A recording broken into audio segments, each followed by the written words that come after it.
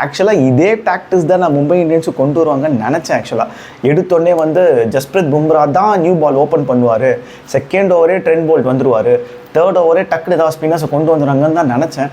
பார்த்தா தீபக் சஹர் வந்தோடனே போட்டு பொழுந்துட்டாருங்க ஜெய்ஸ்வால். அடுத்த ஓவர் அப்போ என்ன ஆச்சுன்னா, அவங்க ஆல்ரெடி அப்பர் ஹேண்டில் இருக்கும்போது பும்ரா வரதுனால எனக்கு தெரிஞ்சு கான்ஃபிடன்ஸ் வந்து ராஜஸ்தான் ராயல் சைடில் போன மாதிரி இருந்துச்சு. பும்ராவையும் போல்ட்டையும் போட்டு பிரித்து எடுத்துட்டார். எவ்வளோ பெரிய வேர்ல்டு கிளாஸ் போலராக வேணா இருறா, எனக்கு என்ன அப்படின்ற மாதிரி அடிச்சார் வைபவ் சூரியவன்சியும் ஜெய்ஸ்வாலும். செம்ம match. Sheep led by a லயன்னு ஒன்று இருக்கும், ஓகேவா?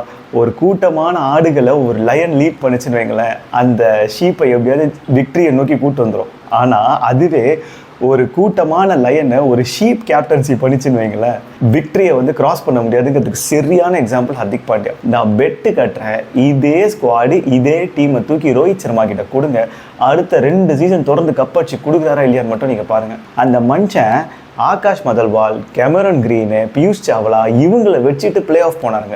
இந்த பவுலிங் லைனை வச்சுட்டு ஒரு டீமை கூட ஜெயிக்க முடியலன்னா வேஸ்ட்டுங்க.